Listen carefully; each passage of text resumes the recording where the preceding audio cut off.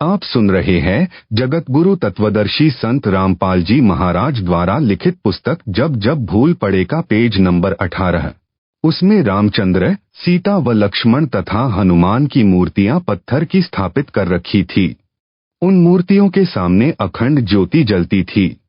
किसी में प्रेत बाधा होती तो उस मंदिर यानी आश्रम में जग रही ज्योति को वह हनुमान की मूर्ति तथा श्री राम, लक्ष्मण, सीता की मूर्ति को देखकर चिल्लाने लग जाती, बाबा छोड़ दे, कभी नहीं आऊंगा।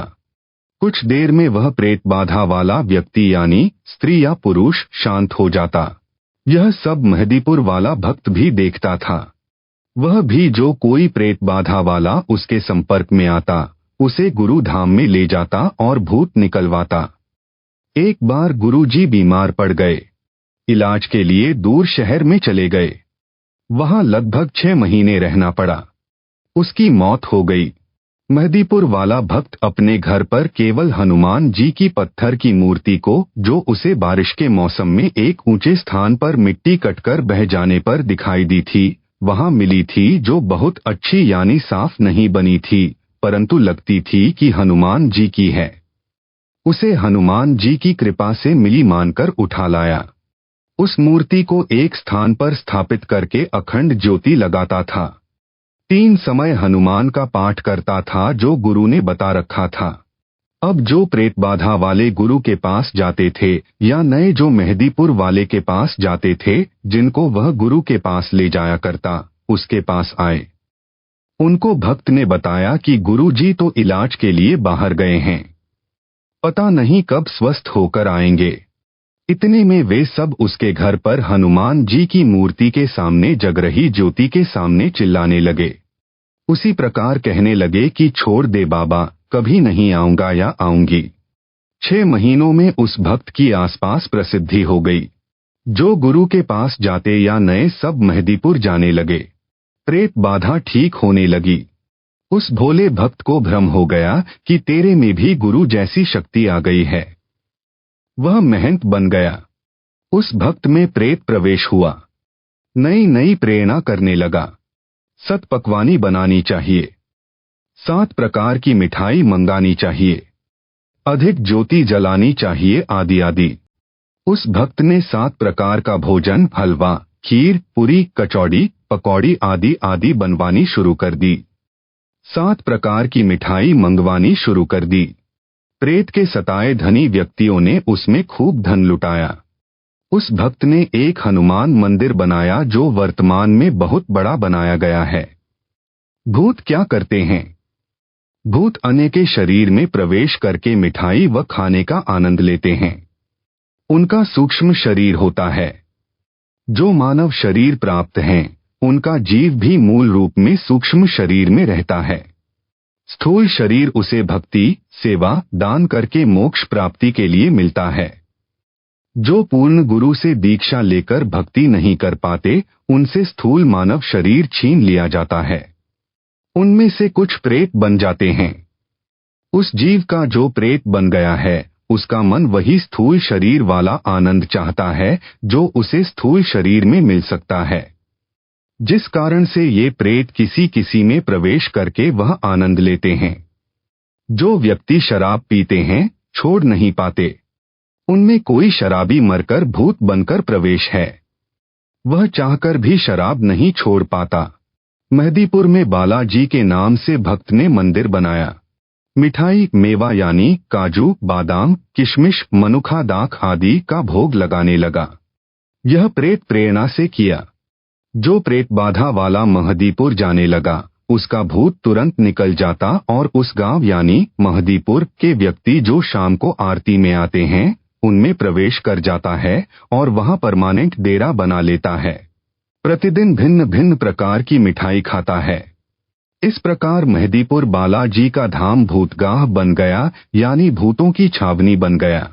आप सुन रहे हैं जगत गुरु तत्वदर्शी संत रामपाल जी महाराज द्वारा लिखित पुस्तक जब जब भूल पड़े का पेज नंबर 19। मोक्ष न तो उस भक्त का हुआ, न वहां जाने वालों का होगा। एक दिन वह गांव जिसमें संजय दिल्ली ने भूतधाम बनाया है, उस गांव के व्यक्ति जो इसके आश्रम में आरती में जाते हैं तथा वहां का 56 प्रकार का भोग खाते हैं, उनमें बाहर से आए लोगों के भूत प्रवेश करने लग जाएंगे तथा भूतों का केंद्र बन जाएगा। प्रेत यानी भूत पहले मानव ही थे। उनका स्वभाव दिमाग उसी तरह काम करता है। जब वे देखते हैं कि यहाँ पर क्या क्या सुविधाएं हैं, उसी अनुसार निर्णय लेते हैं। जो प्रेत बाधा वाला व्यक्ति यानी स्त्री पुरुष उस संजय दिल्ली वाले के आश्रम में आता है, प्रेत देखता है कि वहां प्रतिदिन हलवा खीर खाने को मिलते हैं, 56 प्रकार के भोग भी हैं। वे उस व्यक्ति से निकलकर वहीं डेरा जमा लेते हैं। जो वहां आरती में या वैसे आश्रम में आएंगे उनमें प्रवेश कर जाएंगे। आरती में आने वाले कभी आश्रम नहीं आना चाहेंगे तो भी उनके अंदर प्रवेश प्रेत अंदर प्रेरणा करके लाएंगे। आने वालों की संख्या भी काल प्रेरणा से प्रेत बढ़ाएंगे। इस प्रकार यह आश्रम मानव पतन का केंद्र बन जाएगा। मेरे यानी रामपाल दास के आश्रम में केवल समागम में ही हलवा खीर बनाई जाती है। बाद में सामान्य भोजन बनता है, उसी से परमात्मा का भोग प्रसाद निकाला जाता है। प्रेत देख लेते हैं कि यहाँ पर बाद में कुछ नहीं मिलना। वे प्रेत बाधा वाले से निकलकर भाग जाते हैं क्योंकि यहाँ उनकी पिटाई परमात्मा करते हैं। प्रेत बहुत चतुर हो जाते हैं। संजय जैसे पाखंडी के पास जाकर जानबूझकर दिखावा करते हैं। छोड़ दो, कभी नहीं आऊंगा, बस शांत हो जाते हैं। उस प्रबंधक को भ्रम हो जाता है कि मेरी शक्ति से प्रेत नाक रगड़ रहे हैं, प्रेत बाधा ठीक हो रही है। विचार करें, संजय दिल्ली को भी अन्य भक्तों व भक्तमतियों वाले मंत्र जाप को दिए जो प्रथम व द्वितीय नाम में दिए जाते हैं। इसमें अलग से शक्ति कहाँ से आ गई? इस आश्रम से पहले इसने कितने भूत निकाले थे, कितनों को लाभ दिया था? पूछो पाखंडी से। अब काल इसको नचा रहा है, जीवों को इसके जाल में फंसा रहा है। इसका तथा इसके सहयोगियों व प्रसाद खाने वालों को अपने चक्रव्यूह में फंसा रहा है। यह है सार ज्ञान, जो समझ सके तो समझ लो। हरियाणा के भक्त ने बताया कि मेरे 2 चाचा छोटी आयु में मरकर प्रेत बने थे। वे मेरे भाई की पत्नी में प्रवेश करके बताते थे कि घर में झगड़ा हम करवाते हैं, शराब पीने की प्रेरणा हम करते हैं, शहर में मिठाई खाने हम ले जाते हैं। फिर उसने दास से दीक्षा ली, तब उनका पीछा छोड़ा। मोक्ष न संजय दिल्ली गुरुद्रोही का होगा, न उसके संपर्क में आने वाले भक्तों भक्तमतियों का होगा। सब भूत बनेंगे, नरक में गिरेंगे। एक बड़ा अधिकारी था, वह राम व हनुमान का परम भक्त था। मेहदीपुर बालाजी की वर्तमान में बड़ी ख्याति है। उसने बताया कि मेरे घर में बहुत सुख था, परंतु हनुमान जी का परम भक्त होने के कारण एक बार प्रबल प्रेरणा बनी कि मेहदीपुर धाम में मत्था टेक कर आए। अपनी गाड़ी ली, पूरा परिवार बैठाया और पहुंच गया। ठीक ठाक घर वापस आ गया। उस धाम को देखकर बहुत खुशी हुई। वहां अनेकों चमत्कार देखे। कोई व्यक्ति जिसमें प्रेत प्रवेश था, बहुत बड़ा पत्थर उठाए खड़ा था। किसी को 3-4 सेवादार पकड़ रहे थे, उन सबको दूर पटक देता था, आदि आदि। घर पर आने के पश्चात मेरी पत्नी भी वही लीला करने लगी। चारपाई उठाकर फेंक दी। गेहूं का 50 किलोग्राम का कट्टा रखा था, उसे उठाकर खड़ी हो गई। वह 20 किलो वजन नहीं उठा सकती थी। अड़ोसी पड़ोसी बुलाए। एक ने बताया कि जो बालाजी जाता है उसमें हनुमान प्रवेश कर जाता है। एक बोला कि हनुमान नहीं, भूत प्रवेश कर जाता है। वह प्रवेश करके आ तो जाता है, परंतु यहाँ उसका मन नहीं लगता। आप सुन रहे हैं जगतगुरु तत्वदर्शी संत रामपाल जी महाराज द्वारा लिखित पुस्तक जब जब भूल पड़े का पेज नंबर 20। जिस कारण से उत्पात मचाता है, किसी भूत निकालने वाले के पास ले जाना पड़ेगा।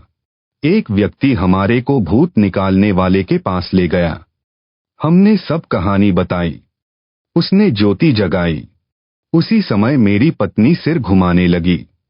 छोड़ दे बाबा, कभी नहीं आऊंगा चिल्लाने लगी, शांत हो गई। वह बोला कि पक्का इलाज कर दिया, अब नहीं आएगा। हम घर आ गए। फिर उत्पात मचाने लगी।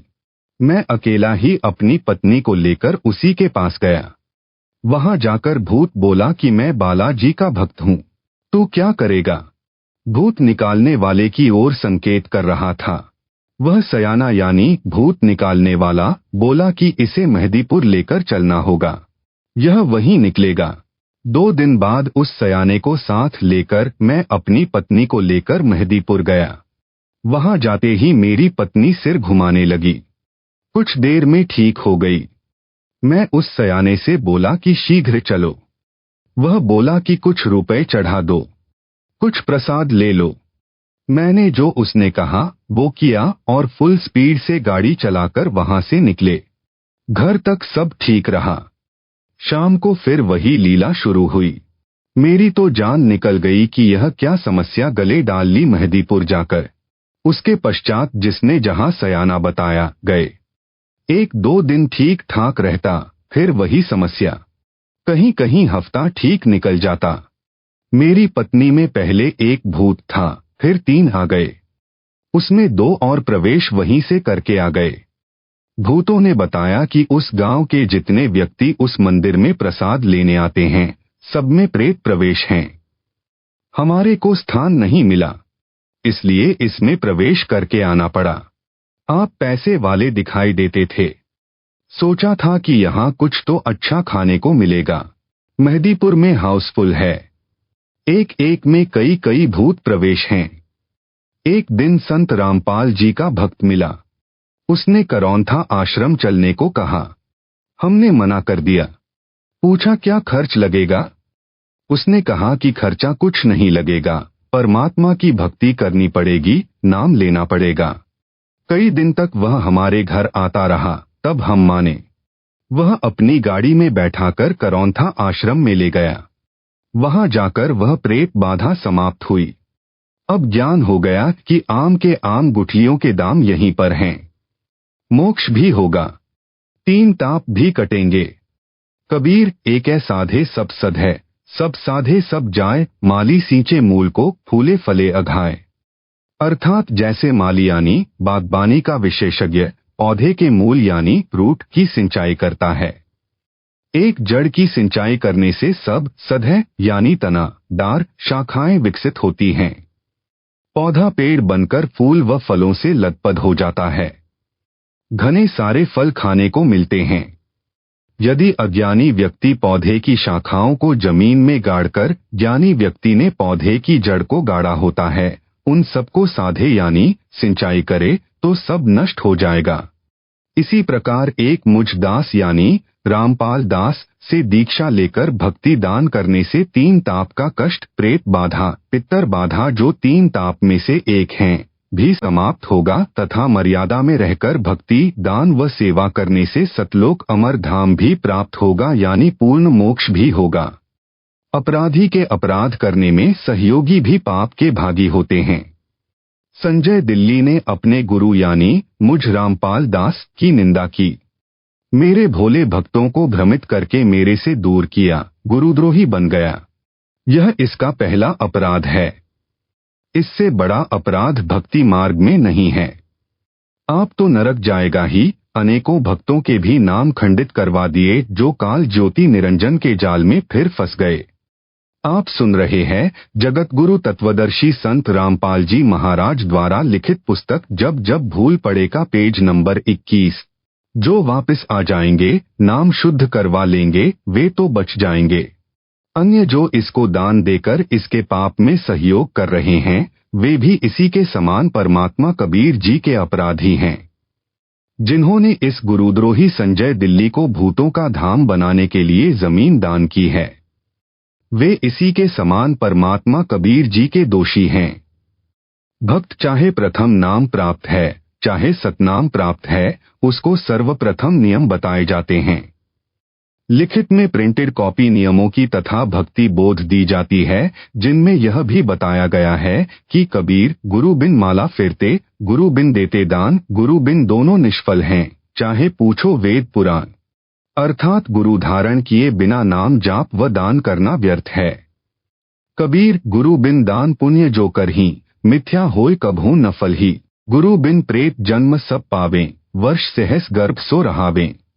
गुरु के मिले कटेन दुख पापा, जन्म जन्म के मिटेन संतापा।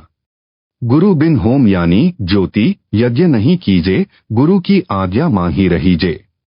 गुरु को तजय भजय जो आना, ता पशुवा का फोकट ज्ञाना। गुरु से बैर करे शिष्य जोई, भजन नाश अरु बहुत बिगोई। गुरु के चरण सदा चित दीजय, जीवन जन्म सफल कर लीजय। गुरु से कपट शिष्य जो राखै, यम राजा के मुगदर चाखै। कबीर जानबूझ साची तजय, करे झूठ से नेह, ताकि संगत है प्रभु स्वपन में भी ना दे। संत गरीबदास जी की वाणी भी स्पष्ट करती हैं। गरीब गुरुद्रोही की पैड़ पर जे पग आवे बीर, 84 निश्चय पड़े सतगुरु कहें कबीर। उपरोक्त वाणियों का अनुवाद स्पष्ट है कि पूर्ण गुरु जी को दान न करके अन्य को दान करता है वह व्यर्थ है। परंतु गुरु जी ने जिस शिष्य को दान इकट्ठा करने को कहा यानी कोई ज्योति के रुपए, कोई पाठ के रुपए दान करते हैं तो उनके नाम लिखे जाते हैं तथा रुपए भी लिखने वाला अपने पास रख लेता है। बाद में गुरु जी को पूरा हिसाब देता है। इस प्रकार का दान गुरु को किया ही दान माना जाता है। इस वाणी में इस प्रकार के दान को व्यर्थ नहीं बताया है। जो गुरुद्रोही घोषित हैं, उसको किया दान तथा अन्य किसी बाबा साधु को किया दान व्यर्थ कहा है, वह कभी नहीं फलेगा। जो गुरु धारण नहीं करते या गुरु से विमुख हो जाते हैं, गुरुद्रोही हो जाते हैं, वे सब प्रेत का जन्म प्राप्त करते हैं। संजय दिल्ली गुरुद्रोही घोषित है। जो इसके सहयोगी हैं, वे गुरु विमुखी माने जाएंगे, वे भी प्रेत जन्म प्राप्त करेंगे। तो उस गांव में जिसमें संजय दिल्ली साकट ने पाखंड फैला रखा है, जो उसके आश्रम में आरती करके प्रसाद लेते हैं, वे भी प्रेत जन्म प्राप्त करेंगे। यह परमात्मा कबीर जी का बताया तथा बनाया विधान है जो अटल है। प्रेत की आयु लंबी होती है, हजारों वर्षों तक प्रेत बना रहता है। किसी औरत के गर्भ में प्रवेश रहना पड़ता है। प्रेत का स्त्री से जन्म नहीं होता, परंतु गर्भ में कष्ट बहुत होता है। उस गर्भ के कष्ट को वह पाप आत्मा झेलता है। एक माई जींद जिले हरियाणा की बताती थी कि मेरे पेट में बच्चा है, घूमता महसूस होता है। डॉक्टर से जांच भी करवा ली, कुछ नहीं मिला। उस माई की आयु लगभग 62 वर्ष थी। प्रेत को इस प्रकार के महाकष्ट भी झेलने पड़ते हैं। प्रेत योनि महाकष्टदायक होती है। यदि पूर्ण गुरु मिल जाए और शिष्य या शिष्या आजीवन मर्यादा पालन करते हुए भक्ति, सेवा, दान करे तो इस प्रकार की सत्य साधना से इस प्रकार के युगों युगों के दुख यानी संकट व संताप यानी महादुख समाप्त हो जाएंगे। आप सुन रहे हैं जगत गुरु तत्वदर्शी संत रामपाल जी महाराज द्वारा लिखित पुस्तक जब जब भूल पड़े का पेज नंबर 22। गुरु जी से ही होम यानी ज्योति यज्ञ करवाना लाभदायक है। गुरु जी की बजाय अन्य से ज्योति यानी हवन व अन्य धर्मयज्ञ, ध्यानयज्ञ, प्रणामयज्ञ व ज्ञानयज्ञ आदि करवाना व्यर्थ है। गुरु जी के आदेश का पालन शिष्य शिष्या को करना चाहिए। गुरु को तजय यानी छोड़कर अन्य में आस्था रखे यानी भजय, उस पशु जैसे शिष्य को फोकट ज्ञान है, उसे कुछ भी ज्ञान नहीं है, वह तो डांगर है। जो शिष्य शिष्या गुरु जी के साथ शत्रुता यानी दुश्मनी करता करती है, जैसे संजय दिल्ली कर रहा है, उसकी भक्ति नष्ट हो जाती है तथा अन्य बहुत अत्यधिक हानि होती है।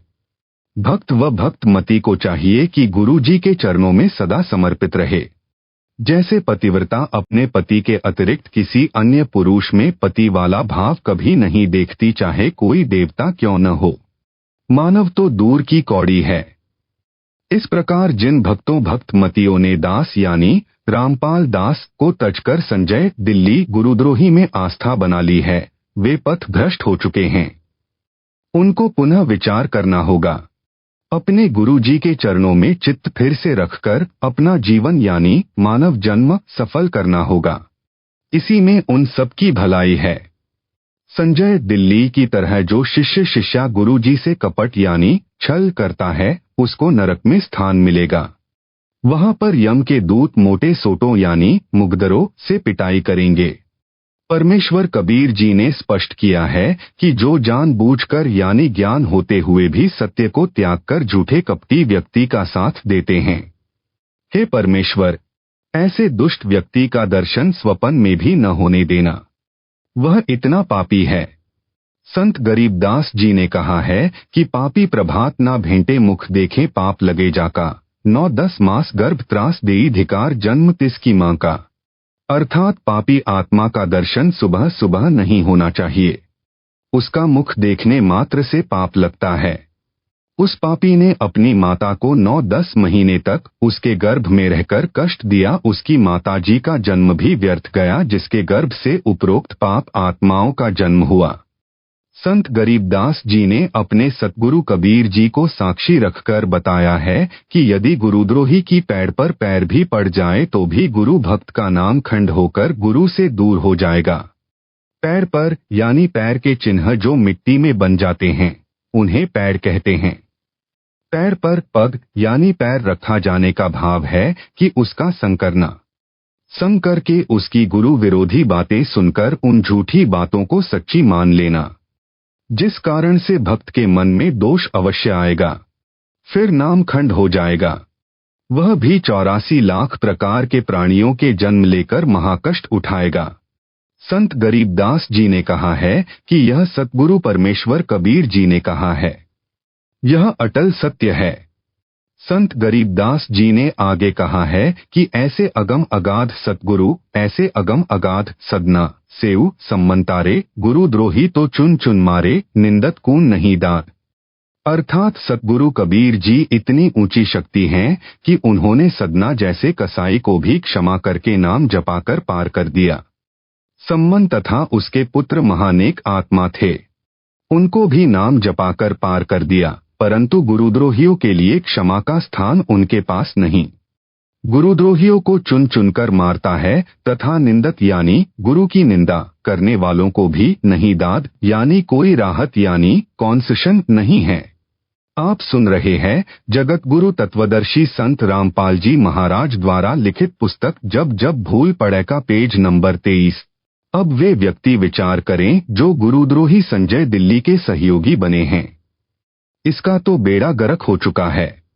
अन्य जो इसके संग हैं, उनकी दशा भी यही होगी।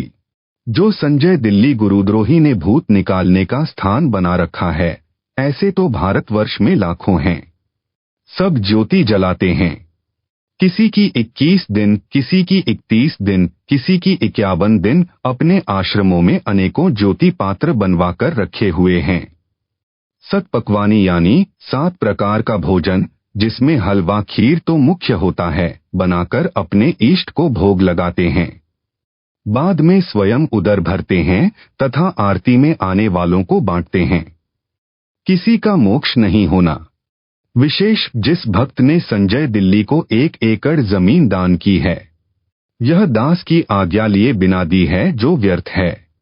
कबीर गुरु की आज्ञा आभी, गुरु की आज्ञा जावे, कह कबीर सो संत है, आवागवन नशावे। भाई जो गुरु बचन पर डट गे, कटगे फंद 84 के, रह कटगे फंद 84 के। वस्तु मिली ठौर की ठौर, मिट गई मन पापी की दौड़, भ्रम मिटे मथुरा काशी के, भ्रम मिटे मथुरा काशी के। अर्थ स्पष्ट है कि कबीर जी ने कहा है कि गुरु जी की आज्ञा में चलने वाला भक्त भक्तमती अपना मानव जीवन सफल कर लेता है। सतगुरु के बिना मन का भ्रम यानी शंका समाप्त नहीं हो सकता, चाहे कोई कितना ही चतुर बन ले। पीढ़ी सहित नरक में परी है, गुरु आज्ञा शिष्य लोप जो करी है। ऐसे शिष्य को ठाहर ना ही, गुरु विमुख लोचत है मन माही। अर्थात जो शिष्य गुरु जी की आज्ञा को अनदेखा करता है, उसकी कई पीढ़ी नरक में उसके साथ गिरेंगी। ऐसे शिष्य को ठाहर यानी सहारा नहीं मिलेगा, यानी उसका कोई बचाव नहीं होगा। गुरु से विमुख यानी उल्टा चलने वाला, काल प्रेरणा से मनमाना आचरण करता है। काल ब्रह्म उसके मन में सब विपरीत विचार रखता है। जैसे जिस ज्ञान के अधूरे गांठ के पूरे यानी धनी ने काल प्रेरणा से गुरुद्रोही संजय दिल्ली को जमीन दी है। यह इस बात का प्रत्यक्ष उदाहरण है। जब दास यानी रामपाल दास को पता चला कि संजय साकट को एक भक्त ने अपने गांव में 1 एकड़ जमीन दान की है, दास ने अपने प्रमुख सेवादारों से कहा कि उस भक्त से संपर्क करो और समझाओ। भक्तों ने उनसे संपर्क किया और मेरे को बताया कि वह यह कह रहा है कि गुरुजी से मेरी फोन पर बात करवाओ। दास ने ऐसा करने से मना कर दिया क्योंकि कई लाख संगत है। यदि सब यही शर्त रखेंगे तो किस किस से बात करूंगा। केवल प्रतिदिन 5 मिनट फोन पर बातें होती हैं। दास ने उसी समय समझ लिया था कि ये ज्ञान में कच्चे हैं।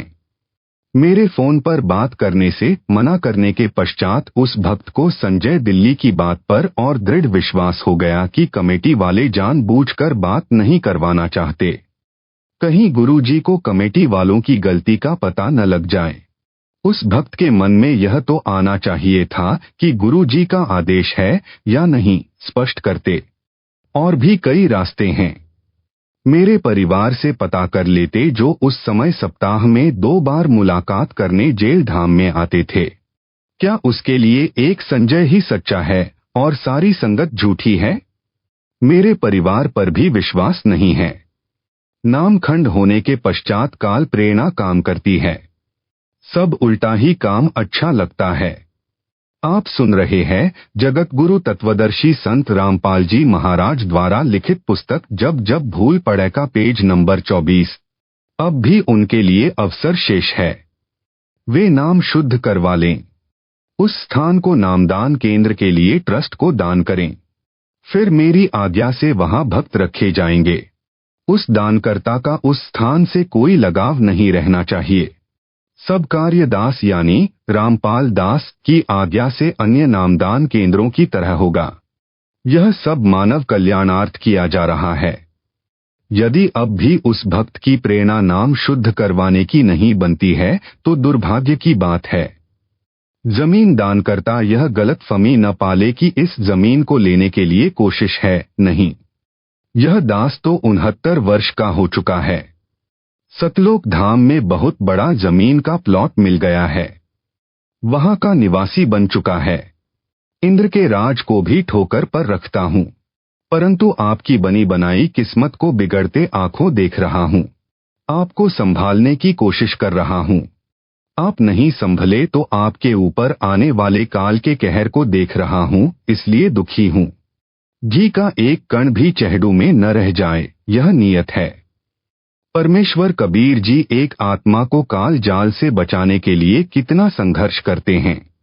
उनको क्या लालच होता है? वह आत्मा उनका अंश होती है। उसके कल्याण के लिए कष्ट पर कष्ट उठाते हैं। दास यानी रामपाल का भी यह प्रयत्न है। बार बार उस भक्त के कल्याण के लिए कहा जा रहा है। आगे उसकी किस्मत यदि इतना समझाने से भी नहीं मानेगा तो उसका कोई पाप अड़ा खड़ा है। विशेष दास के इस पत्र को पढ़कर भी संजय दिल्ली का जो साथ देगा वह भी गुरुद्रोही की श्रेणी में होगा। संजय काल का दूत है, अन्य पहचान। यह अपनी भूतगाह आश्रम में आरती के पश्चात घंटा व शंख बजाता है। भक्तों से भी बजवाता है। यह भी काल के दूत की पक्की पहचान है। जितने भी मंदिर देवी देवताओं के, श्री राम जी, श्री कृष्ण जी, श्री विष्णु जी, श्री शिव जी व देवी जी के बने हैं, सब में आरती के उपरांत घंटा शंख बजाया जाता है। यह काल ज्योति निरंजन की पूजा की पहचान है। हमारे जहां जहां भी सतलोक आश्रम हैं, उनमें न घंटा बजाया जाता है न शंख, क्योंकि वहां पर सतपुरुष कबीर जी की पूजा होती है। घंटा तथा शंख काल पूजा है का प्रमाण परमेश्वर कबीर जी का एक शब्द है जिसकी टेक यानी हेडिंग यह है, कर नैनो दीदार महल में प्यारा है।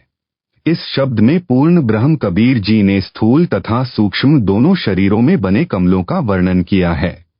इसी में बताया है कि साधक मूल कमल से बंक नाल के अंदर अंदर चलता है, जो स्वाद कमल यानी स्वाधिष्ठान कमल, नाभि कमल, हृदय कमल, कंठ कमल, त्रिकुटी कमल, त्रिवेणी कमल आदि सब कमलों के अंदर से बाईपास जाता है।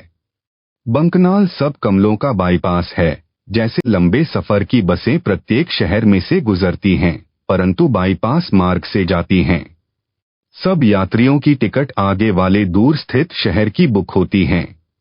उनको मार्ग में आने वाले शहरों से कोई लगाव नहीं होता, भले ही वहां कितनी जगमग हो, चाहे कहीं सर्कस का खेल चल रहा हो, चाहे कोई मानव मेला लगा हो, उसमें अत्यधिक चमक दमक हो रही हो, चाहे किसी के सिनेमा हॉल में कितनी ही सुपरहिट फिल्म के बोर्ड लगे हों। आप सुन रहे हैं जगत गुरु तत्वदर्शी संत रामपाल जी महाराज द्वारा लिखित पुस्तक जब जब भूल पड़े का पेज नंबर 25। यदि कोई मूर्ख उस चमक दमक को देखकर बस गाड़ी से उतर गया तो उसको वहीं रहना पड़ेगा, उसकी टिकट व्यर्थ हो जाएगी। बुद्धिमान व्यक्ति गलती कभी नहीं करता। इसी प्रकार तत्वज्ञान से परिचित सत्पुरुष कबीर भक्त व भक्तमती जब सतलोक को चलते हैं तो मार्ग में आने वाले कमलों की चमक दमक की ओर ध्यान नहीं देते। उनको पता होता है कि हमारी टिकट शंख कमल दल वाले शहर सतलोक की बनी है। हमने इनकी चमक दमक व सुरीली धुनों यानी ध्वनियों से कोई लेना देना नहीं है। त्रिवेणी के पश्चात संहस्र यानी हजार पंखुड़ी का कमल है, जो ज्योति निरंजन काल का महास्वर्ग यानी ब्रह्मलोक है। उस कमल की हजार पंखुड़ियों में चमक है, ज्योति जैसी लगती है जैसे हजार ज्योति जला रखी हैं जो अखंड जलती हैं।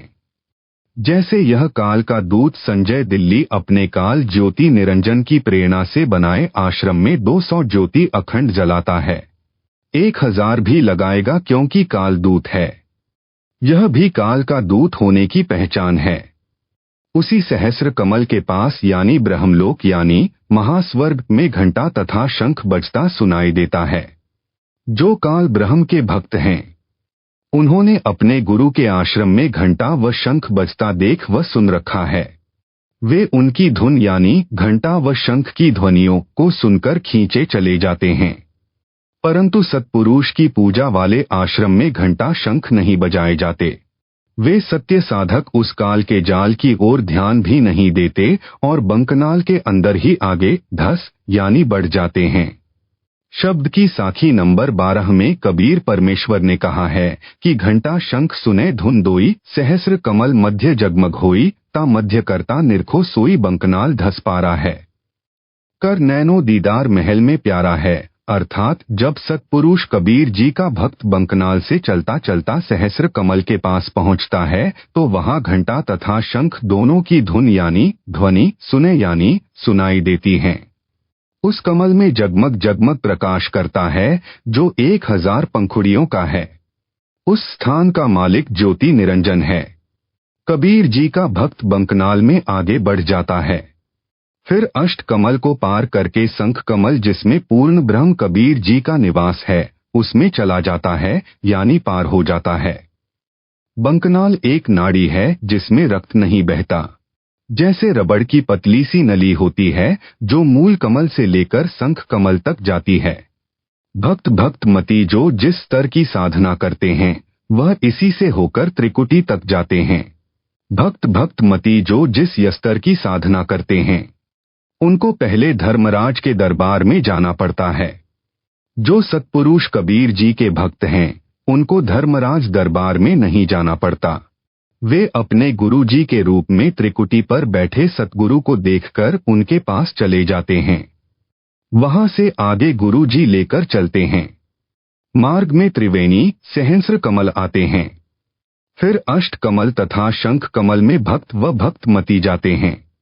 इस नाड़ी को बंकनाल इसलिए कहा है क्योंकि यह प्रत्येक कमल के साथ से टेढ़ी मेढ़ी जाती है। आप सुन रहे हैं जगत गुरु तत्वदर्शी संत रामपाल जी महाराज द्वारा लिखित पुस्तक जब जब भूल पड़े का पेज नंबर 26। यह चित्र समझने में सहयोग करेगा। प्रसंग चल रहा है काल के दूत की पहचान का। इस उपरोक्त प्रकरण से सिद्ध हुआ कि संजय दिल्ली वाला काल का दूत है। काल वाली सब धार्मिक क्रियाएं करता व करवाता है। विशेष यहाँ पर यह बताना अनिवार्य समझता हूँ कि पवित्र कबीर सागर के अध्याय कबीर बानी में परमेश्वर कबीर जी ने 12 पंथों का वर्णन करते हुए कहा कि 12वें पंथ संत गरीबदास जी वाले पंथ में हम ही आएंगे। दास यानी रामपाल दास उन्हीं का भेजा आया है। संत गरीबदास जी वाले पंथ से जुड़ा है। दास को 17 फरवरी 1988 को पूज्य गुरुदेव जी से दीक्षा प्राप्त हुई थी, इसलिए उस पंथ की क्रियाएं करना स्वाभाविक था। सन 1994 तक तो दास केवल जहां कोई गरीबदास का पंथी संत या भक्त अमर ग्रंथ संत गरीबदास जी की वाणी का पाठ करता था, उसमें पाठी या श्रोता बनकर जाता रहा। पाठ के समापन वाले दिन भोग लगने के समय वे लोग घंटा तथा शंख बजाया करते थे। जब गुरुदेव जी ने दास को मार्च 1994 ईस्वी को नाम दीक्षा देने की जिम्मेदारी दी, उसके पश्चात पाठ करने लगा। उसी प्रकार केवल पाठ के समापन पर भोग के समय घंटा तथा शंख बजाया करता था तथा 7 ज्योति जलाकर भोग के समय की आरती करता था। भोग लगने के समय आरती में 7 या 11 ज्योति तक जलाई जाती हैं। अधिकतर 7 ज्योति ही लगाते हैं। संध्या आरती में केवल 1 ज्योति ही जलाई जाती है, जो प्रारंभ से ही 1 ज्योति दास जलाता रहा है। अब भी 1 ज्योति ही जलाई जाती है। आरती में दास ने कभी घंटा व शंख नहीं बजाया, न मेरे गुरुदेव जी बजाया करते थे। वे भी 1 ही ज्योति आरती में जलाया करते थे। दिसंबर 1996 तक पाठ का भोग लगने के समय घंटा तथा शंख बजाया जाता रहा। सन 1996 में 13 दिसंबर से 19 दिसंबर तक प्रथम खुला पाठ किया गया। दास ने अमर ग्रंथ की वाणी का सरलार्थ करके समझाया। यह गरीबदास पंथ का पहला अनुष्ठान था। उस समागम में पूज्य गुरुदेव जी अचानक आए थे, जैसा कि पूर्व में बताया है। मेरे गुरुदेव जी की आयु अधिक हो चुकी थी। वे पाठ भी नहीं करते थे। पंजाब आश्रम में भक्तजन वर्ष में एक बार उनका जन्मदिन मनाया करते थे। उस पर 3 दिन का पाठ वे स्वयं यानी भक्तजन ही किया करते थे। वे भी घंटा तथा शंख भोग के समापन पर उसी तरह बजाते थे।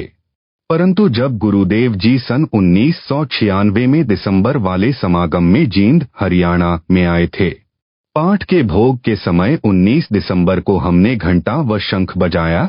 उस समय कुछ नहीं बोले। बाद में कहा कि आगे से घंटा व शंख नहीं बजाना, तेरा मार्ग भिन्न है। यह काल की पूजा का प्रतीक है। जब सतलोक को जाओगे तो मार्ग में सहस्र कमल यानी काल निरंजन के लोक में घंटा तथा शंख अखंड बजता रहता है। यदि यहाँ पर भी यह क्रिया करते रहे तो जाते समय काल की ओर खींचे चले जाओगे। इसलिए यह घंटा तथा शंख नहीं बजाना है। मेरे आश्रम में जो भोग पर घंटा व शंख बजता है, यह मेरा आदेश नहीं है। वे भक्त तत्व ज्ञान को समझने में रुचि नहीं रखते, इसलिए उनको मना नहीं किया। वे पार होने वाले नहीं हैं। तेरे से दीक्षा लेना भी मान बढ़ाई के कारण उचित नहीं समझते। ये फिर कभी मानव जन्म प्राप्त करेंगे, तब परमात्मा कृपा कर सकते हैं। दास ने उसके पश्चात पूज्य गुरुदेव की आज्ञा का पालन करना शुरू कर दिया। संजय साकट सब क्रिया मेरे यानी रामपाल दास से विपरीत मनमाना आचरण कर रहा है। इससे भी संगत समझ ले कि यह पूर्ण रूप से काल का दूत है। गुरुद्रोही की यह स्पष्ट पहचान है। तिलक लगाना, तिलक केवल गुरु जी को तथा गुरु जी व परमेश्वर जी, दादा गुरु जी, संत गरीबदास जी के चित्रों यानी फोटो को लगाया जाना चाहिए। आप सुन रहे हैं जगत गुरु तत्वदर्शी संत रामपाल जी महाराज द्वारा लिखित पुस्तक जब जब भूल पड़े का पेज नंबर 27। किसी भक्त या भक्त मती को तिलक नहीं लगाना चाहिए, न उन्होंने लगवाना चाहिए। तिलक लगाना पूजा में आता है। भक्त अपनी पूजा करवाएगा तो उसको दोष लगेगा, नाम खंड हो जाएगा। संजय साकट दिल्ली वाला दावा करता है कि मैं जो ज्योति आश्रम में अखंड जलाता हूँ, दान लेता हूँ, उससे 56 प्रकार का भोग लगाता हूँ। हलवा व खीर का भोग भी प्रतिदिन तैयार करता हूँ। उसे आरती में आने वालों को बांटता हूँ। जो मेरे पास दुखी भक्त आते हैं, उनका यहाँ ज्योति के आगे माथा टिकाता हूँ, अपने सिर पर चवर करवाता हूँ, अपने चरणों पर फूल चढ़वाता हूँ, आशीर्वाद देता हूँ, जिस कारण से भूत निकल जाते हैं। भूत माफी मांगते हैं। कई जनों का रोग ठीक हो गया, व्यापार में लाभ होता है, आदि आदि। इस पर दास यानी रामपाल दास का तर्क यह है, पाठकों ने पढ़ा है कि मेहदीपुर बालाजी धाम भूतगांव कैसे बना, वही क्रिया संजय दिल्ली कर रहा है। जिस समय संजय नकली गुरु ने उस आश्रम में ज्योति लगानी प्रारंभ की तो ज्योति गोविंद गुरु वाले यानी परमेश्वर कबीर जी तथा दास के साझे फोटो के सामने रखता था, स्वयं दूर बैठता था। जो भी भक्त मती आता था वह गोविंद गुरु वाले फोटो के सामने जल रही ज्योति के आगे दंडवत प्रणाम करता था। यदि कोई भक्त मती प्रेत बाधा वाला आता था तो उस ज्योति व फोटो के आगे दंडवत करता और चिल्लाने लगता, गुरुजी छोड़ दो, कभी नहीं आऊंगी। कई महीने ऐसे चलता रहा। कईयों के रोग भी ठीक हुए, अन्य लाभ भी हुए। संजय ने विचार किया कि मेरी महिमा तो नहीं बनी। तब यह आशीर्वाद देने का ढोंग करने लगा और नकली गुरु का स्वांग बना लिया। ऐसे हैं वे झूठे गुरु। यहाँ तो यह कुर्सी पर अकड़कर बैठकर मुझ दास यानी रामपाल दास की तरह उंगली अंगूठे से सटाकर नकल करके आशीर्वाद देने का ढोंग करता है। भोले श्रद्धालुओं को भ्रमित करता है कि मैं यानी संजय दिल्ली वाला आशीर्वाद देता हूँ, इससे भूत निकलते हैं, रोग ठीक होते हैं, अन्य लाभ होते हैं। परंतु जो मेहदीपुर में बालाजी का आश्रम है उसमें तो केवल ज्योति जगती है। हनुमान जी की मूर्ति है, मूर्ति जड़ है, वह आशीर्वाद नहीं दे सकती। फिर भी वहां जाने वाले बताते हैं कि हमारे भूत निकल गए। कोई कहता है कि मुझे कैंसर थी, बालाजी मेहदीपुर में ज्योति चढ़ाने सवामनी का प्रसाद चढ़ाने मात्र से रोग ठीक हो गया। कोई कहता है कि मेरा व्यापार ठप्प था, मेहदीपुर बालाजी में मत्था टेककर धौक खाने से प्रसाद चढ़ाने से व्यापार में लाभ शुरू हो गया। यह दास यानी रामपाल दास राजस्थान प्रांत में चुरू जिले के गांव सालासर में बने छोटे से हनुमान मंदिर में जाया करता था। उस मंदिर के बनने की भी यही कथा है जैसे मेहदीपुर में मंदिर बना है। यहाँ सालासर में एक हनुमान भक्त था, उसने उसी प्रकार इसकी स्थापना की थी। वहां जाने वाले भी कहते हैं कि भूत तो नाक रगड़ते ही हैं। व्यापार में बरकत, घर में बरकत, रोग ठीक होते हैं, निसंतानों को संतान मिलती है। यहाँ तक बताने वाले मिलते थे कि मेरे को कैंसर थी, यहाँ तीसरी बार आया तो स्वस्थ हो गया। उस मंदिर में भी एक मूर्ति रखी है, ज्योति जलाई जाती है, कोई आशीर्वाद देने वाला भी नहीं है। सब वही लाभ हो रहे हैं जो संजय दिल्ली वाला गुरुद्रोही बताता है। दास यानी रामपाल दास यह बताना चाहता है कि कैंसर से भयंकर दीर्घ रोग जन्म मरण का है। आप सुन रहे हैं जगत गुरु तत्वदर्शी संत रामपाल जी महाराज द्वारा लिखित पुस्तक जब जब भूल पड़े का पेज नंबर 28। यह जन्म मरण का रोग वर्तमान में मुझ दास यानी रामपाल दास के बिना ठीक नहीं हो सकता, चाहे विश्व में सब स्थानों पर ज्योति जलवा दो, संजय साकट जैसों से कितने ही आशीर्वाद ले लो। जो लाभ अन्य स्थानों पर होते हैं वे तो दास से रूंगे यानी फ्री में होते हैं। मुख्य लाभ तो पूर्ण मोक्ष मिलता है। मेरी यानी रामपाल दास की आज्ञा से कमेटी ने देश भर में लगभग 500 नामदान केंद्र भिन्न भिन्न शहरों में बना रखे हैं। प्रत्येक में एक एक अखंड ज्योति जलती है। जो नए भक्त वहां नाम दीक्षा लेने जाते हैं, यदि किसी को प्रेत बाधा होती है तो वह वहां ज्योति व गुरु गोविंद वाले फोटो के सामने नाक रगड़ता है। उसकी प्रेत बाधा तो समाप्त होती ही है, साथ में अन्य सब लाभ भी मिलते हैं तथा जन्म मरण का असाध्य रोग भी समाप्त होता है। जिन भक्तों ने संजय दिल्ली को जमीन दी है उनको पाप लगा है। उन्हें चाहिए था दास यानी रामपाल दास से आज्ञा लेकर नामदान केंद्र बनाते। उसमें दास अपने विश्वास का भक्त रखता जो प्रत्येक मर्यादा का पालन करता तो वहां के भक्तों का कल्याण होता। जमीन दान करने वालों को महापुण्य मिलता है। यह तो कसाई वाला हत्था यानी बूचड़खाना बनवा दिया। कोरा पाप मूल जमीन देकर ले लिया। जमीन देने वाले भक्तों को मृत्यु के बाद भी इस स्थान का पाप लगता रहेगा। जब तक यह हत्था चलता रहेगा, वह पाप इनकी किस्मत में चित्रगुप्त के पास लिखा जाता रहेगा। यदि ये भक्त दास यानी रामपाल दास की आज्ञा से केवल नामदान के लिए जमीन देते तो इनको मृत्यु के उपरांत भी पुण्य लाभ मिलता रहता, जब तक यह कल्याण केंद्र चलता। यह संसार समझदा नाही, कहंदा शाम दोपहरेनु, गरीब दास यह वक्त जात है रोवोगे इस पहरेनु। कुछ नए भक्त ऐसे भ्रमित हुए। संजय साकट दिल्ली एक ही बात पर जोर दे रहा है कि कमेटी वाले दान के पैसे को धर्म यानी ज्योति जलाना, हलवा खीर बनाना में नहीं लगाते, अपनी जेब में रख लेते हैं। जब इसको यह 1 एकड़ जमीन मिली तो इसने प्रपंच शुरू किया। भक्तों से 11 ज्योति के 4,500 रुपए दान लेकर यह सिद्ध करने लगा कि कमेटी वाले यानी कमेटी वालों को माध्यम बनाकर मेरे को मूर्ख बेईमान सिद्ध करता है, तो 1 ज्योति के 2100 रुपए लेते हैं और ज्योति भी नहीं लगाते, सब रुपए स्वयं रख रहे हैं। मैं इस आश्रम में प्रतिदिन जो ज्योति जलाऊंगा, प्रत्येक दानकर्ता का नाम ज्योति पात्र पर लिखेगा।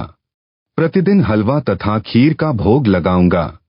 56 प्रकार के भोग प्रसाद प्रतिदिन लगाऊंगा, जिसमें काजू, बादाम, किशमिश, मनुखादाख, पिस्ता, फल आदि भी सब प्रकार के होंगे। इसको कहते हैं ज्ञान का टोटा। गुरु मूर्ख तथा शिष्य महामूर्ख। भोले तथा दास के ज्ञान को ठीक से न समझे हुए भक्त प्रभावित हुए कि सही बात है, सब दान हमारे सामने लगेगा। ये विचार करके इस पाखंडी अज्ञानी संजय को भक्तों ने दिल खोलकर दान देना शुरू किया। इसने वैसा ही करना शुरू कर दिया। प्रत्येक ज्योति पात्र पर नाम लिखकर अखंड ज्योति जलाने लगा। प्रतिदिन हलवा खीर बनाने लगा। मेरे यानी रामपाल दास के सत्संगों को स्पीकर पर चलाने लगा। सब फोटो भी हमारे रख लिए। भोली संगत उस मूर्ख के जाल में फंस गई। विवेचन दास का। पहले तो संजय साकट के द्वारा कोई भी दान धर्म क्रिया करवाना भक्त मती को कोई लाभ ही नहीं देगा, क्योंकि इसको दास ने कोई भी क्रिया करने की आज्ञा नहीं दे रखी। गुरु के स्थान पर अन्य को दान देना व्यर्थ है। रेही की जमीन में बीज डालना है। यह आप भक्तजन सत्संग में भी बहुत बार सुनते रहे हो। इस पाखंडी के मूर्खता वाले यानी शास्त्र विधि त्याग कर मनमाने आचरण करने से तो क्या लाभ मिलेगा। आप सुन रहे हैं जगत गुरु तत्वदर्शी संत रामपाल जी महाराज द्वारा लिखित पुस्तक जब जब भूल पड़े का पेज नंबर 29। आपको बताता हूं कि सत्ययुग में राजा अम्बरीश हुए थे। उसने अपने गुरु के द्वारा मर्यादित यज्ञ की थी, जिसमें 100 मन यानी 4000 किलोग्राम उस समय से गाय या भैंस का घी प्रयोग किया जाता था, जिसमें हवन यज्ञ, धर्म यज्ञ यानी भोजन, हलवा, खीर, 56 प्रकार का भोग प्रसाद बनता था आदि की जाती थी। इसके अतिरिक्त धर्म यज्ञ में आए हजारों लाखों ब्राह्मणों को भोजन, कपड़े तथा एक एक लागड़ यानी दूध वाली गाय व उसका बच्चा दान में दिया जाता था। राजा अम्बरीश ने ऐसी हजारों यज्ञ करवाई। सिद्धि भी आ गई, रोग भी दूर रहा। राजा अम्बरीश स्वर्ग गए। वहां लाखों वर्ष स्वर्ग में अपने दान का फल भोगा। फिर त्रेता युग में उसी यज्ञों के फल से राजपद भी मिला। वह अम्बरीश वाली आत्मा राजा जनक रूप में जन्मी। राजा जनक वाले जीवन काल में भी अनेकों महायज्ञ अपने गुरु की देखरेख में की। उन शास्त्र विधि अनुसार की यज्ञों से वह आत्मा विमान में बैठकर स्वर्ग गई। मार्ग में एक नरक से 12 करोड़ जीवों को भी आधे धर्म कर्मों यानी पुण्यों का संकल्प करके निकलवाकर स्वर्ग ले गए। स्वर्ग में अपने दान धर्म से किए यज्ञों का फल स्वर्ग में लाखों वर्ष भोगकर कलयुग में वही आत्मा सिख गुरु श्री नानक जी के रूप में जन्मी। उस जीव का कल्याण सतगुरु कबीर जी की शरण में आने से हुआ। जो दास से उपदेशी हैं, वे सतगुरु शरण में हैं। जो भोले ज्ञान के अधूरे गांठ के पूरे यानी पैसे वाले उस पाखंडी संजय दिल्ली के पास जाकर उस मूर्ख के बहकावे में आकर ज्योति आदि का दान धर्म कर रहे हैं, वह लुंडरू अज्ञानी संजय दिल्ली उनको क्या देगा। जब ऊपर बताई यज्ञों से जन्म मरण चक्र बना रहा, जिसमें हवन यज्ञ में हजारों किलोग्राम घी स्वाह किया, हजारों किलोग्राम घी हलवे, खीर आदि 56 प्रकार के भोग प्रसाद में लगाया। पुराणों में लिखा है कि राजा जनक ने 1000 यज्ञ 100 मन घी धर्म में लगाकर की थी, फिर भी जन्म मरण समाप्त नहीं हुआ। संजय दिल्ली के माध्यम से भ्रमित भक्त सारी आयु में भी ज्योति अखंड जलवाए तो भी 10 क्विंटल घी प्रयोग नहीं हो सकता, और जितना पैसा घी तथा अन्य 56 भोग में लगेगा वह व्यर्थ है, क्योंकि गुरु बिन दान व्यर्थ है। उनको तथा उस नकली धोखेबाज को पशु योनि मिलेगी। आप तो सतगुरु शरण में आकर नरक वाले मार्ग पर जा रहे हो, मोक्ष समय खो रहे हो। आप जी को महापुरुषों की वाणी से, सतगुरु कबीर जी वाणी से, संत गरीबदास जी की वाणी से कितनी बार समझाया है कि मन तू चल रे सुख के सागर, जहाँ शब्द सिंधु रत्नागर। कोटि जन्म तोहे भ्रमत हो गए, कुछ ना हाथ लगा रहे। कुकर यानी कुत्ता, शुकर यानी सुअर, खर यानी गधा, भया बोरे यानी भोले भक्त, कौवा हंस, बुगा यानी बुगला रे। कोटि जन्म तू राजा कीन्हा, मिटी न मन की आशा। भिक्षुक होकर दर दर हांड्या, मिला न निर्गुण रासा, यानी गुप्त भेद गुप्त ज्ञान नहीं मिला। इंद्र कुबेर ईश की पदवी ब्रह्मा वरुण धर्मराया, विष्णु नाथ के पुर में जाकर फिर भी उल्टा आया। यह शब्द आपको मेरे सत्संगों में पूरा सुनने को मिलेगा। YouTube पर दास यानी रामपाल दास का नाम बोलने से सब सत्संग आपको सुनने को मिलेगा। फिर शब्द के अंत में लिखा है कि सतगुरु मिले तो इच्छा मेटे, पद मिल पदे समाना। चल हंसा उस लोक पठाऊं, जहाँ आदि अमर अस्थाना।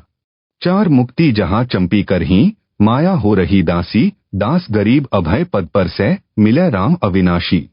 आप सुन रहे हैं जगत गुरु तत्वदर्शी संत रामपाल जी महाराज द्वारा लिखित पुस्तक जब जब भूल पड़े का पेज नंबर 30। अर्थात राजा अम्बरीश वाली आत्मा ने तो मर्यादा में रहकर गुरु द्वारा धर्म कर्म करवाए थे। स्वर्ग तो चली गई, आप तो पाखंडी के फंसे हो, कुछ भी हाथ नहीं लगेगा। अब भी अवसर है, अपना नाम शुद्ध करवाकर जन्म सफल करो। आप तो राजा अम्बरीश की तरह चक्कर काटकर मोक्ष समय में पहुंचे हो, अब गलती ना करो। संजय दिल्ली का अज्ञान। संजय साकट दिल्ली कुतर्क देकर मुझ दास के तत्वज्ञान को जो 9 मन सूत सुलझाकर सीधा किया है, उसको उलझाने का व्यर्थ प्रयत्न करता हुआ कहता है कि रामपाल को ज्ञान नहीं है। वह पेड़ की जड़ यानी मूल को पूर्ण ब्रह्म बताता है। जड़ पूर्ण ब्रह्म नहीं हो सकता। जड़ को पोषक तत्व मिट्टी से मिलता है, जड़ को मिट्टी का सहारा लेना पड़ता है। पूर्ण ब्रह्म को किसी के सहारे की आवश्यकता नहीं होती। उत्तर रामपाल दास का इसका उत्तर यह है कि न तो पेड़ पूर्ण ब्रह्म है, न उसकी जड़, न मिट्टी पूर्ण ब्रह्म है।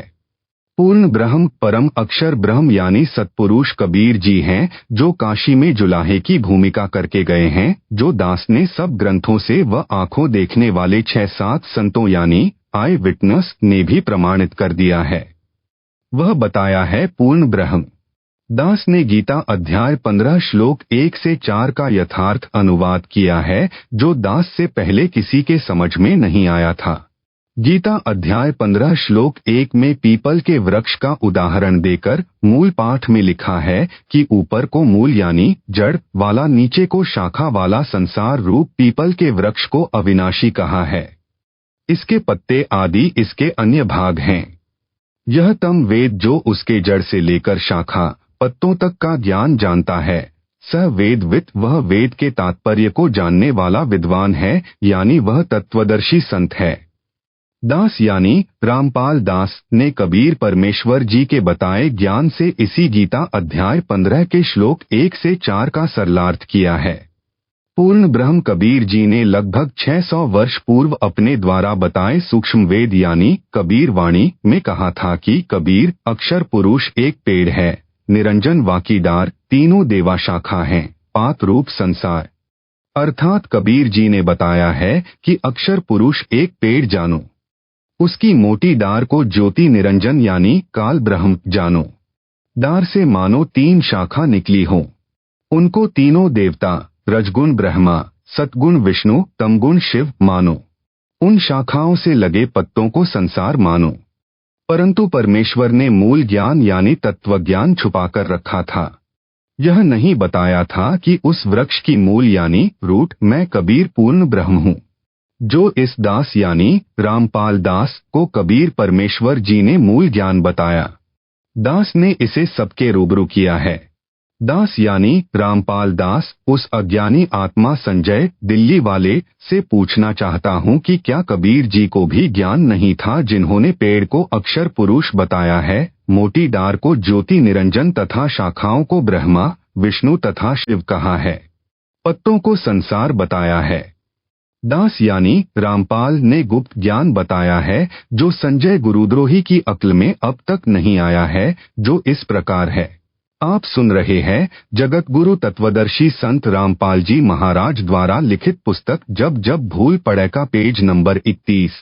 ऊपर को जड़ वाले इस संसार रूप पीपल के वृक्ष की जड़ यानी रूट को पूर्ण ब्रह्म मानो, अक्षर पुरुष को तना, दारकाल निरंजन यानी शर पुरुष जानो, तीनों देवताओं रजगुण ब्रह्मा, सतगुण विष्णु तथा तमगुण शिव को शाखा मानो, शाखाओं पर लगे पत्तों को संसार जानो।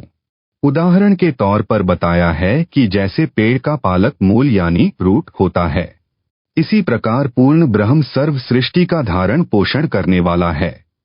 जैसे पेड़ को आहार जड़ यानी मूल से मिलता है, यानी तना को मूल से आहार मिला, तना से डार को तथा डार से शाखाओं को तथा शाखाओं से पत्तों को आहार मिलता है, उसी प्रकार पूर्ण ब्रह्म सबका धारण पोषण करने वाला वास्तव में अविनाशी परमात्मा है। सतपुरुष कबीर जी की शक्ति को मिट्टी जानो।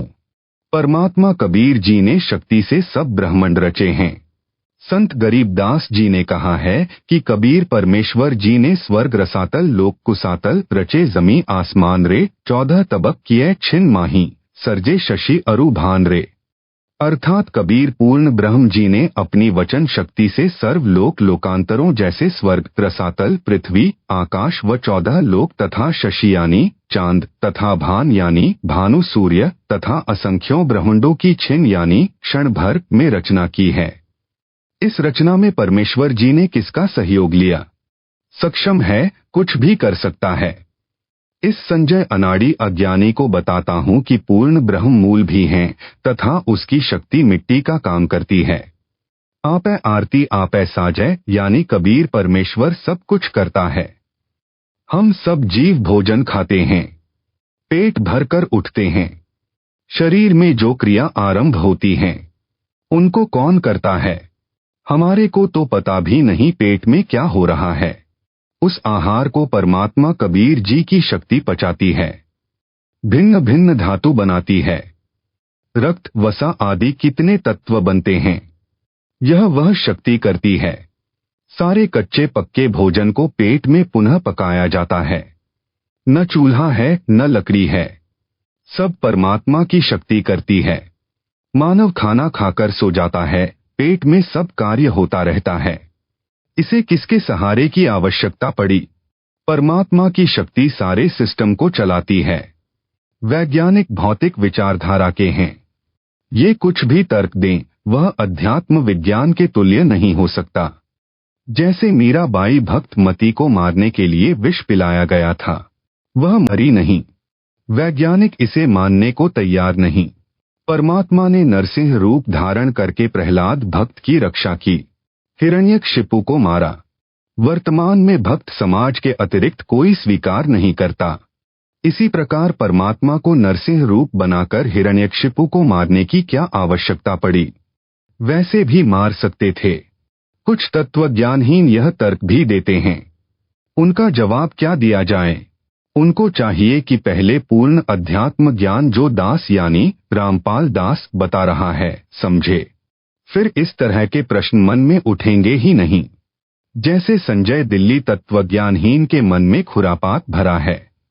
इसे संपूर्ण ज्ञान होता तो इस प्रकार के कुतर्क नहीं करता कि पेड़ की जड़ पूर्ण ब्रह्म नहीं हो सकती। इसको समझ होती तो बोलता ही नहीं, क्योंकि एक उदाहरण दिया है। यह परमात्मा कबीर जी ने दिया है। यह पापी परमात्मा के ज्ञान में भी अपने अज्ञान से दोष देखता है। इससे स्पष्ट है कि यह महाज्ञानी है, महिमा का भूखा है। भोले भक्तों का दुश्मन है। जादूगर को देखा है कि मिट्टी हाथ की मुट्ठी में लेता है, खोलता है तो 500 रुपए का नोट मिलता है। यह आध्यात्मिक शक्ति से होता है, जो उसने परमात्मा की भक्ति करके जादू विद्या प्राप्त की होती है। उसने नोट बनाने में किसी मशीन का सहारा नहीं लिया। वैसे नोट बनाने के लिए कागज, प्रिंटिंग मशीन, बिजली आदि अनेकों वस्तुओं का सहारा लेना पड़ा। परमात्मा भी एक भगलीगर यानी जादूगर है। आप सुन रहे हैं जगत गुरु तत्वदर्शी संत रामपाल जी महाराज द्वारा लिखित पुस्तक जब जब भूल पड़े का पेज नंबर 32।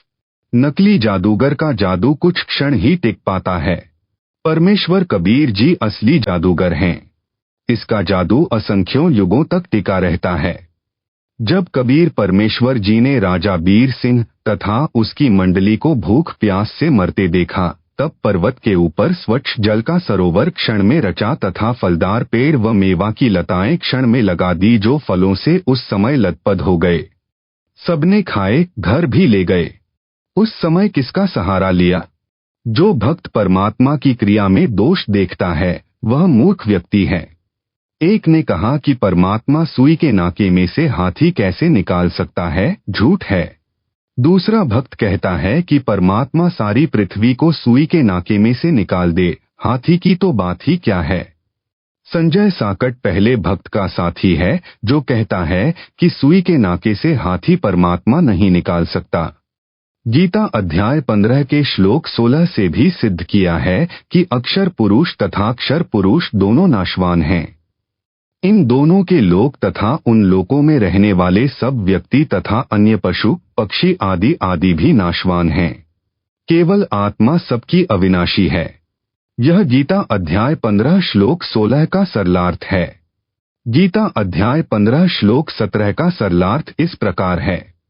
उत्तम पुरुष पुरुषोत्तम यानी सर्वश्रेष्ठ प्रभु तो उपरोक्त दोनों पुरुषों यानी प्रभुओं से अन्य ही है, जिसे परमात्मा कहा जाता है, जो तीनों लोकों में प्रवेश करके सबका धारण पोषण करता है। वह वास्तव में अविनाशी परमेश्वर है। तत्वज्ञान यानी मूल ज्ञान यानी गुप्त ज्ञान में उसका नाम लिखा है। वह नाम कबीर साहेब यानी कबीरदेव है, जो सतयुग में सत सुकृत नाम से प्रकट हुआ था। त्रेतायुग में ऋषि मुनींद्र के नाम से प्रकट हुआ था। द्वापर युग में करुणामय संत के नाम से प्रकट हुआ था तथा कलयुग में कबीर नाम से प्रकट हुआ था। कबीर सतयुग में सत सुकृत कहटेरा, त्रेता नाम मुनींद्र मेरा, द्वापर में करुणामय कहाया, कलयुग नाम कबीर धराया। संजय दिल्ली कहता है कि कबीर साहेब अलग हैं, कबीरदेव अलग है। यह है इसका मूल ज्ञान, गुप्त ज्ञान है जो गलत है। इसको तत्वज्ञान ही नहीं है। इसीलिए ऊवा बाई बकता है। जो पाती पंच का अर्थ 5 ज्योति कर सकता है, उसे कबीर साहब व कबीरदेव को भिन्न भिन्न करते क्या शर्म लगेगी। यह बेशर्म ढीठ अज्ञानी है जो अर्थों के अनर्थ करके भोले भक्तों को भ्रमित करके अपना स्वार्थ सिद्ध कर रहा है। आप भी नरक जाएगा। वे भ्रमित भक्त जो इस मूर्ख को तत्वदर्शी संत मानकर इसकी जय बुलाते हैं, इसके ऊपर चवर करते हैं, वे भी इसके साथ नरक में जाएंगे। यह गुप्त भेद दास यानी रामपाल दास ने खोला है। यह तत्वज्ञान है। इससे भिन्न जो तत्वज्ञान कहकर जनता को भ्रमित करेगा, वह परमात्मा का दोषी व झूठा व्यक्ति है। उसका बताया तत्वज्ञान नहीं अज्ञान है। संजय दिल्ली अपने आश्रम में दिन रात वाणी चलाता है। यह सब पाखंड भोले भक्तों को लुभाने, मूर्ख बनाने के लिए करता है।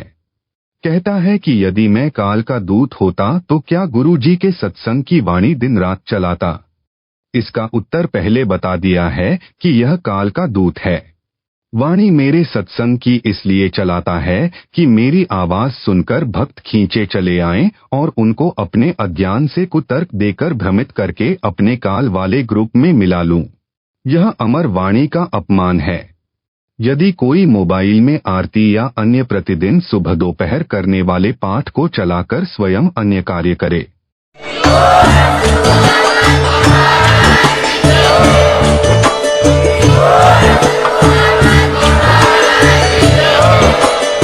प्लीज़ हमारी वीडियो को लाइक करें, शेयर करें, सब्सक्राइब करना बिल्कुल मत भूलना। Gyan tech advisor press bell icon ज़रूर दबाएं।